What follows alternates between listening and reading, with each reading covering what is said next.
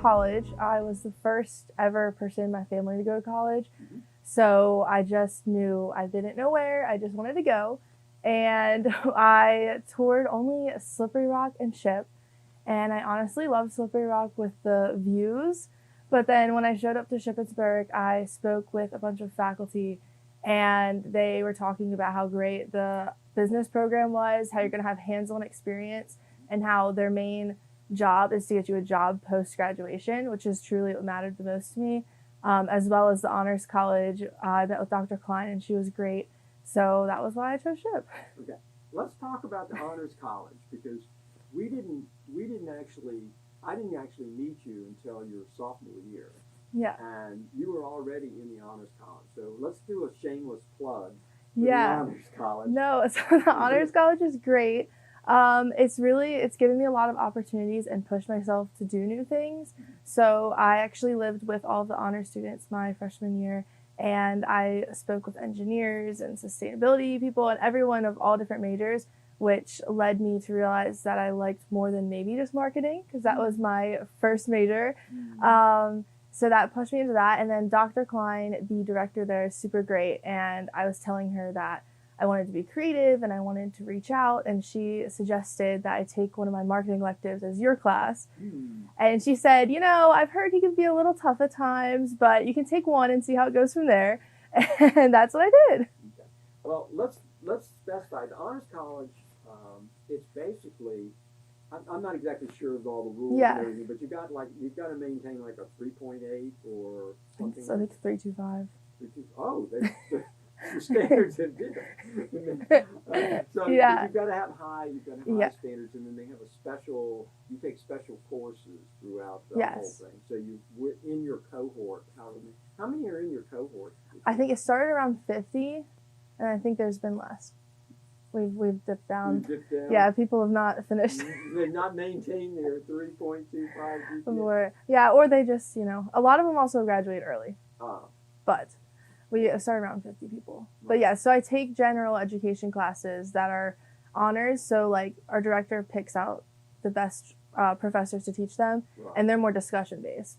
So like instead of taking tests, it's more like read the essay and like we'll talk about it in class. So I actually learned a lot more out of those than like a gen ed. Well, I've had several honors. I mean, Joseph Doyle, who's in the same cohort that you're in, he's an honors student as well, honors college student. So let's talk about that first class that we had together. It was the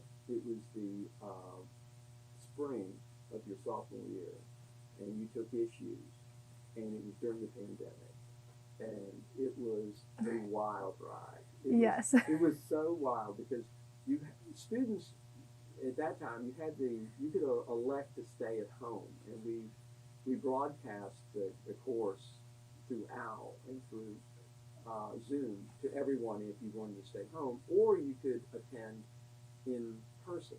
And obviously when you elected to attend in person, you had a mask on, and I had to wear a mask. And of the class, there were 30 people in there. There were only 2 people who elected to attend face-to-face, and it was you and Laura. I can't remember her last name. Laura Fazzini. Laura Fazzini. And you 2 were the only 2 people sitting in the class. So it was the 3 of us, me and both of you, and I had a mask on, you had a mask on, Laura had a mask on, and everybody else was out in the ether, probably goofing off and sitting at home. It was at 5 o'clock. I remember that. It was at 5 to 6:15 on Monday and Wednesday. And you 2 were the only 2 people that showed up every time. What? I will say this, and then I'm going to shut up.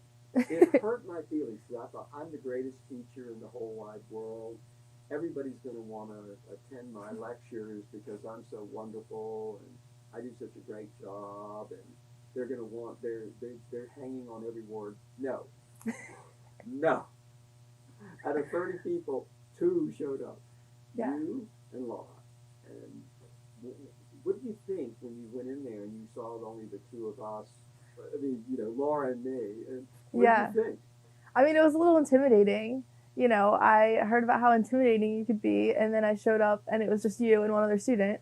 But I also knew that if I didn't go in person, I also probably would not pay attention. So I had to go in person, and I had to listen. And your classes are structured in such a way that, like, you go through the cases and you analyze it and you speak through it. And that's how you're creative. Like, I don't necessarily know the answer walking in there, but then by talking through it with you, I can uncover the answers. So if I would have just been online, I don't think I would have really learned much compared to being in person. Yeah. Well, the thing is when the first subject that we talked about in the issues class was marketing. So we went Mm-hmm. through we ran the gambit as far as marketing goes, and I knew that I know that your major was your major when you were taking it and everything like that, and it was, I could see when I would be teaching or we'd be going over a case, you were like, this is not what we're learning in our marketing No, class. no. This is different. And I don't know if you liked it or not. You did great with the cases. I mean, you and Laura were the only two. I mean, if I'd ask a question, it was only you and Laura that were answering. We had to answer. Yeah, we had to answer. Everybody else was out there eating tacos. It's so funny. You see the screen. I had the computer screen, and they would have everybody's face, but nobody was. Mm-hmm. They had that black thing with their name there, but there would be no person. So the only two people I could look at were you and Laura, and it was crazy because you guys were doing all the work on the cases. But I think you got a lot more out of it than everybody else. For sure. A lot more of it. And I mean, that honestly is what chose me to include entrepreneurship as a major, because I realized I could do like this creative problem solving in real life that I had never done before. And I was challenged in a way I'd never done before versus online. Like, you just read the case and then you just sit there because you don't have to do anything. So they're just sitting there with behind that black, right. That black thing they put up. All right. So that was good. You and Laura just cruised through that course. I mean, you guys got the highest grades and everything like that. You guys cruised, and then I was delighted that you signed up to be an E major. I was like, oh, I won someone. I won somebody's soul. But so the next course I know was not as happy. Yes. And we're not going to name names or anything like that. We're not going to name names. But I know in this course, it's usually not this stressful. Well. But it was new product, and you guys finally got it together and everything, and got the product, and once again, everybody did well. But that's a course where you have to work in a group, and it's a whole different thing because issues is really heavy lecturing cases, and this one is very little lecture and more just working in the group. And right. And then that was a little stressful. Then the rest of it, you just killed it. I mean, you killed corporate. Did you like it? What course did you like the best? Have you liked the best? You still got one more to go. I know. I don't know. I liked corporate because I felt like it was super applicable. Like, one, for me moving forward, I could talk about things. And then also I'd had enough experience that I knew how to write the marketing plan. I knew how to write the business plan. That wasn't what was like the difficult part of it, but we had the lean plans and learning how to pivot, which I thought was just super knowledgeable, as well as I feel like we talked about risk a lot in that course. Yeah. And that's definitely been something that always scared me going into entrepreneurship. And now I feel like I'm more prepared to deal with risk moving forward. Yeah, risk is, it's kind of risky now. Yeah. It's kind of risky. Thing about, I mean, when you talk about risk, you can always say, well, all of the risk where there's peril and there's potential of loss, you can buy insurance for. But you can't do anything with market risk.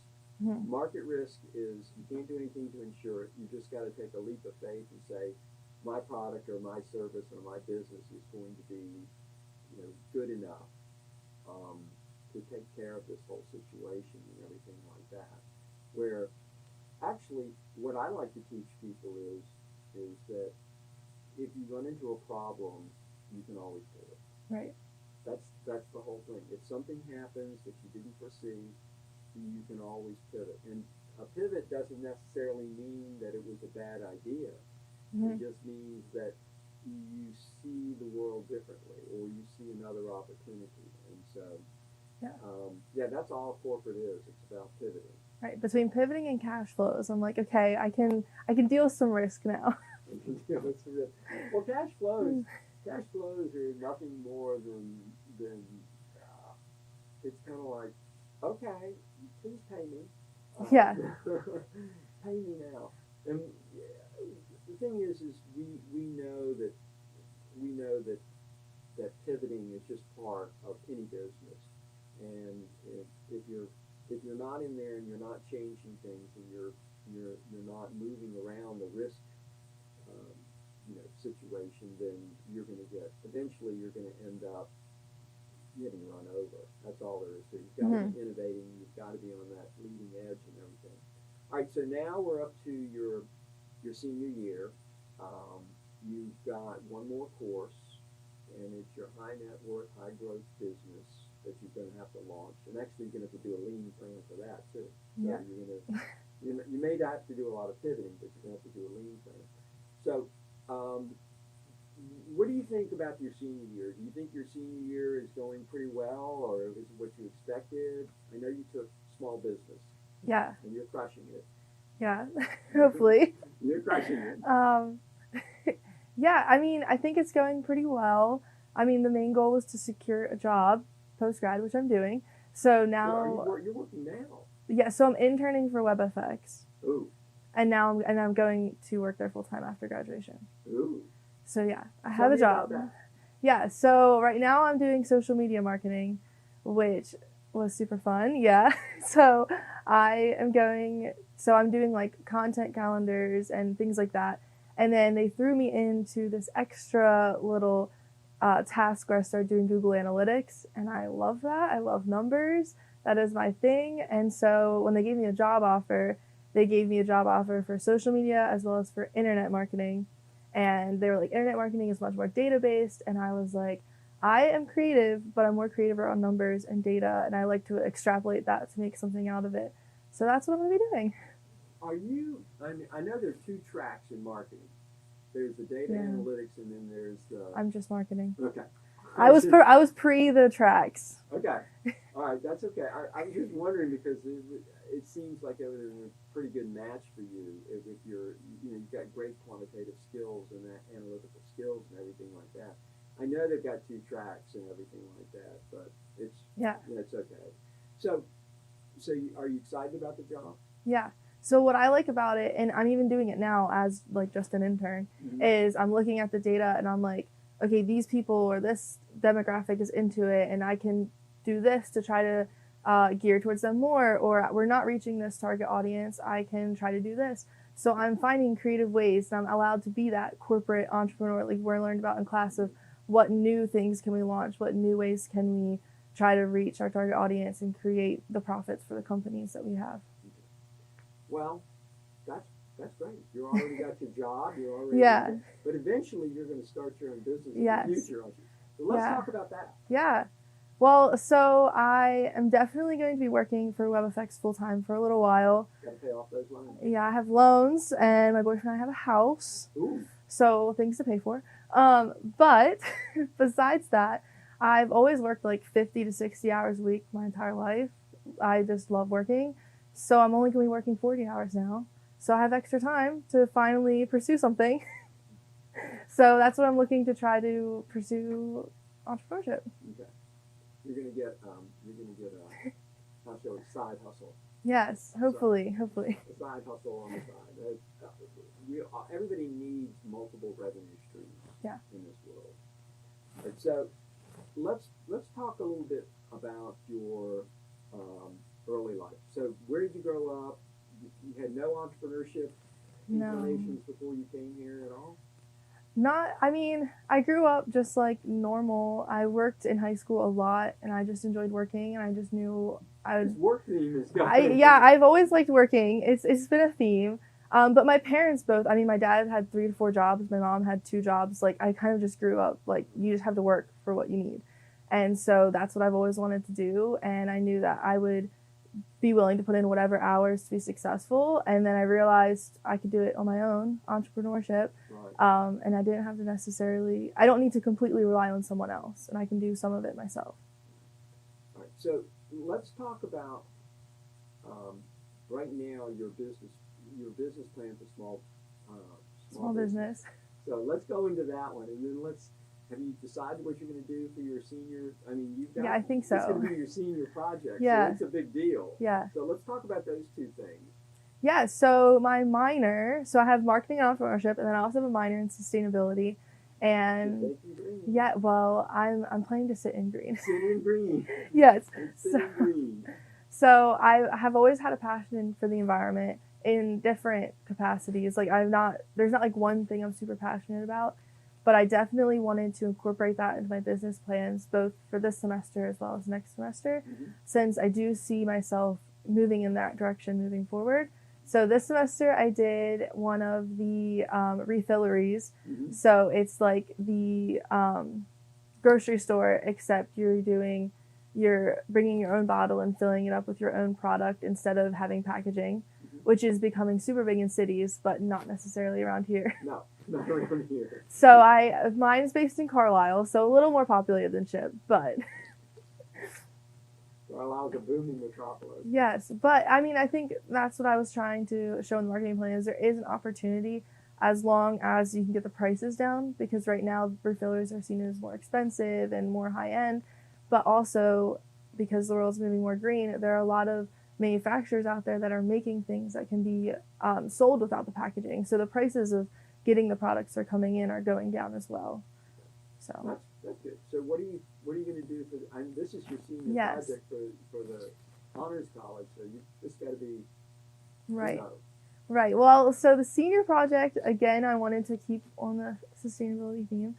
So so right now I'm planning to do a consultancy that works with green entrepreneurship, because when I looked up the top environmental consultants, I realized a lot of them I knew, and they are not very environmentally friendly. So yeah, so I was like, well, I would like to make one that's actually environmentally friendly.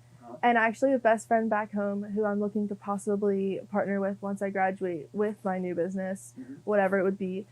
She has an environmental sciences degree. So there are like a ton of different programs out there where you can get money off on your taxes and just like refunds if you do these sustainable initiatives. So essentially our consultancy would be like, hey, I know you don't necessarily want to pay extra to be environmentally friendly, but what if I can get it for you for less money, or you're actually going to benefit from it?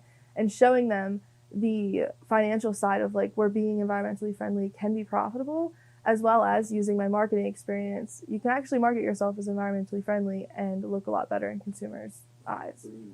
Yeah, well, not greenwashing, because they're actually going to make changes. They're actually going to be doing it? Yeah, that's what we're trying to do, a two-part approach here. Okay, the Department of Energy is now the biggest venture capital firm. I mean, they're giving away any type of business that you want to launch in the green. Right. In the green sphere, they're going to give you money. And there's literally, you can be environmental in every single way. The entire planet needs environmentalized. Okay. We'll go with that. So that sounds exciting. I'm looking forward to seeing that. And do you have any? I mean, where did this come from? Where did this green desire? Yeah. Where did it come from? I don't know. I just like the environment. Well, that's kind of a lie. I did. We'll edit that out. I did read Walden in high school, and I loved that book, and I spent a lot of time outside, and I go hiking all the time. I'm not like some super environmentalist in the sense that like you need to do this and this and this. I just like being outside, and like where I live, yes, and like where I live back home with my parents, there's businesses moving in, and like our forests are getting taken away, and it's just kind of sad to like not see as much environment out there. So I just want to try to make a difference. I like the environment. Hey, listen, I ran today and I was running around, and that's why my face looked so flushed because I got windburn. It was so, it was snowing out there and everything. That's why I've still got this gaiter thing on, because I'm cold. But as a runner, the worst thing in the world is to have bad air. Yeah. You get out, like when I was living in China, I mean, I lived in Beijing, and it was like, I'd run for 5 miles, and but I mean, if you're around Yeah. here, the air is really great. It's not too bad. It's probably not as good as it is back home, but it's much better than it was in China. Oh, Right. it's horrible out there. You wake up in the morning and you look out, and the sun rises, and it's brown. It's like a Yeah. brown haze over the whole thing. I mean, that's even this summer. You would look and they're like, "Oh, such pretty sunsets," and it's like, actually, that's from the wildfires over in the west. It's not supposed to look like that.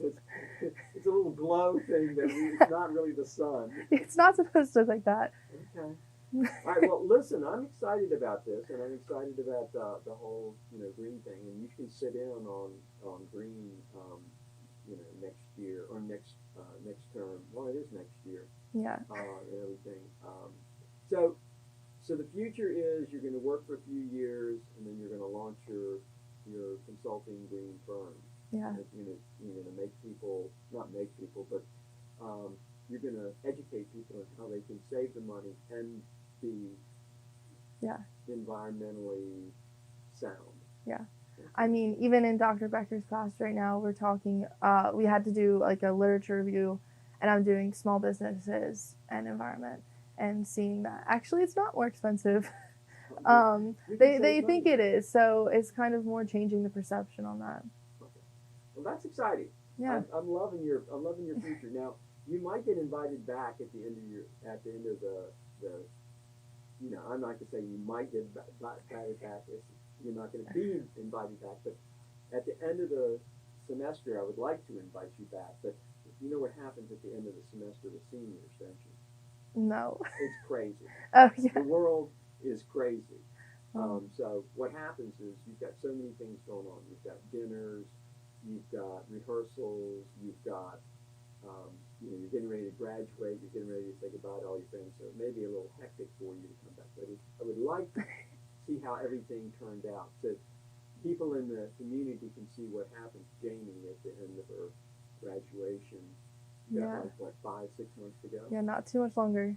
6 months, and then I'm free. And you're free from shift. Yes. And entrepreneurship. There you go. Well, yeah. And then hopefully in a couple years I'll have done something awesome. I stay in touch with everybody. Yeah. And, I'm going to give you your email address, and haunt you. I won't be haunting. Okay. That's good. I'll probably be the one calling you. I need help. I need help. What should what I do? What should I do? Exactly. It's okay. That's what I'm here for. I'm not the I'm